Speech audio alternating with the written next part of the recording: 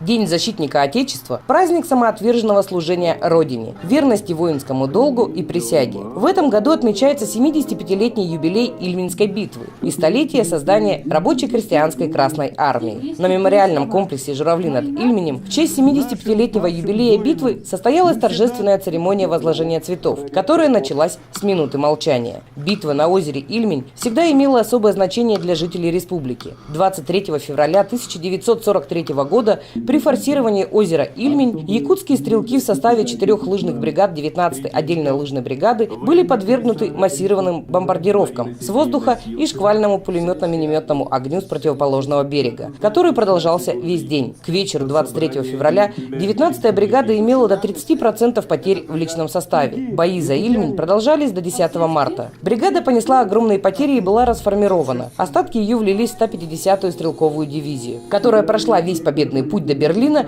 и штурмовала Рейхстаг. В память о погибших на озере Ильмень прозвучали залпы оружейного салюта. Участники церемонии почтили память павших воинов и возложили цветы к мемориалу «Журавли над Ильменем». Сегодня у нас день памяти, день скорби, день, когда мы вспоминаем наших земляков. Но так сложилось исторически, что этот день совпадает с днем. Раньше это называлось рабоче-крестьянской Красной Армии, потом День Советской Армии. За эти 100 лет по-разному назывался этот праздник, но сегодня это День защитников Отечества. В нашем календаре это, наверное, самый мужской праздник. Праздник мужества, праздник чести, праздник совести. И мне сегодня хочется всех наших, в первую очередь, конечно, мужчин. Мы верим в нашу армию, в наш флот. И сегодня я всем нашим мужчинам, всем нашим защитникам желаю стойкости, мужества, здоровья, благополучия. А ваши женщины, дети, матери, жены всегда будут рядом с вами и всегда поддержат вас в самых ваших лучших делах, в самых лучших начинаниях. Я думаю, что это, наверное, очень символично, когда День памяти совпадает в нем праздника.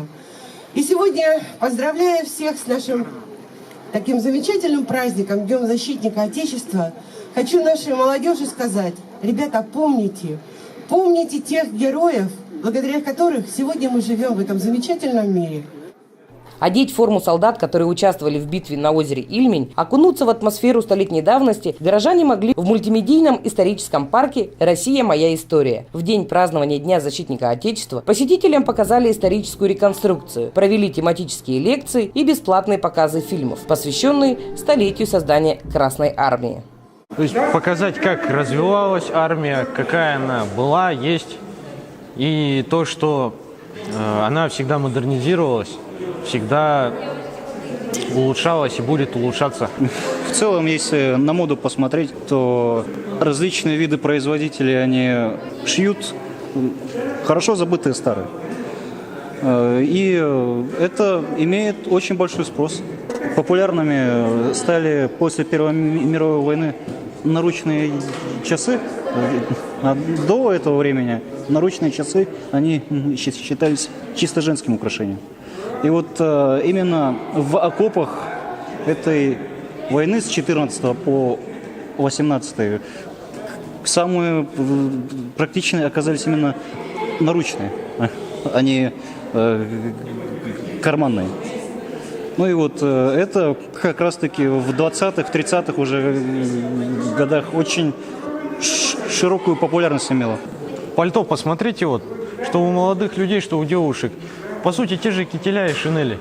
То есть в них проглядывается именно военная стезя. И как бы этого отрицать, по сути, не имеет смысла. Все возвращается к старому. Это определенная закономерность. В истории всегда так. То есть определенными волнами.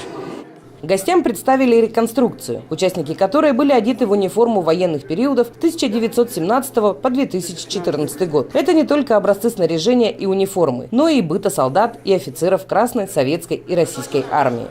Наш исторический парк работает ежедневно со вторника по воскресенье, выходной понедельник. А вход у нас бесплатный, так что добро пожаловать к нам в исторический парк. Исторический парк – одно из лучших мест, чтобы освежить память о важных датах и вехах прошлого. Здесь сосредоточены воедино все те события, которые мы должны помнить.